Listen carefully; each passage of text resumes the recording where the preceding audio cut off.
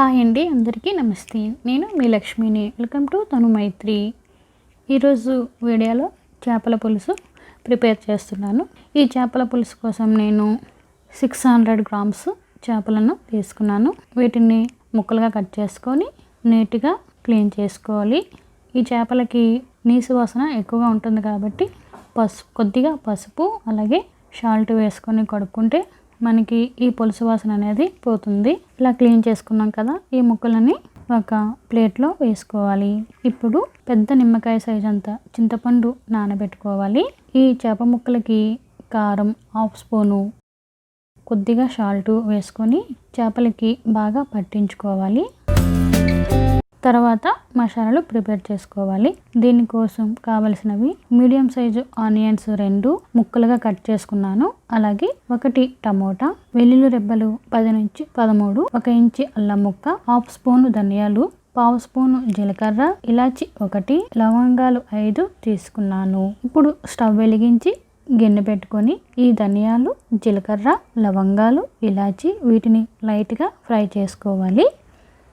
ఇవి వేగిన తర్వాత గిన్నెలో వేసుకున్నాను.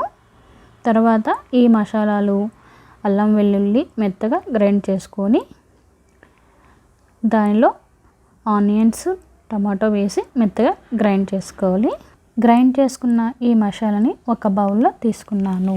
ఇప్పుడు 4 లేదా 5 పచ్చిమిర్చి తీసుకొని పొడవుగా కట్ చేసుకోవాలి. స్టవ్ వెలిగించుకొని గిన్నె వేడైన తర్వాత ఆయిల్ వేసుకొని ఆయిల్ వేడైన తర్వాత మిర్చి వేసి కలుపుకోవాలి. ముందుగా మనం రెడీ చేసి పెట్టుకున్న ఈ మసాలాల పేస్ట్ వేసి బాగా వేగనివ్వాలి. మనకి ఈ మసాలాలు బాగా ఫ్రై అయ్యాయి కదా, ఇప్పుడు ఈ చేప ముక్కలను దీనిలో ఒక్కొక్కటిగా వేసుకొని 1 స్పూన్ కారం, రుచికి సరిపడగా సాల్ట్ వేసుకోవాలి. అలాగే 1/2 స్పూను గరం మసాలా పొడి వేసి ఒక 5 నిమిషాలు మూత పెట్టుకోవాలి. 5 నిమిషాల తర్వాత మూత తీసుకొని ముందుగా నానబెట్టిన ఈ చింతపండు రసం వేసుకోవాలి.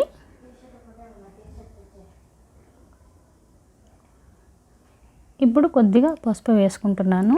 ఈ పసుపు అనేది మనం మసాలాలు ఫ్రై చేసేటప్పుడు వేసుకోవాలి. అప్పుడు మిక్స్ చేశాను కాబట్టి ఇప్పుడు వేస్తున్నాను. ఒక్కసారి నెమ్మదిగా కలుపుకోవాలి. చేప ముక్కలను ఎక్కువగా కలపకూడదు. ఇలా కలుపుకున్నాం కదా, ఇప్పుడు మూత పెట్టుకొని ఒక 10 నిమిషాలు ఉడికించుకుంటే చేపల పులుసు రెడీ అవుతుంది.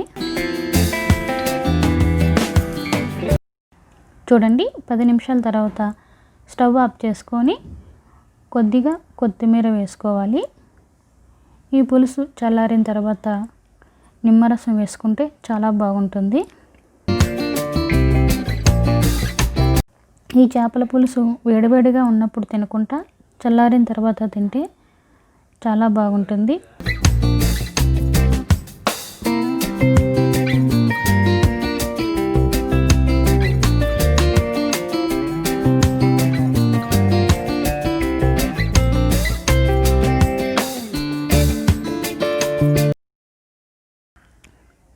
అలాగే ఈ వీడియో కానీ మీకు నచ్చినట్లయితే లైక్ చేయండి, షేర్ చేయండి, మర్చిపోకుండా మా ఛానల్ని సబ్స్క్రైబ్ చేసుకోండి. Thank you for watching. Bye.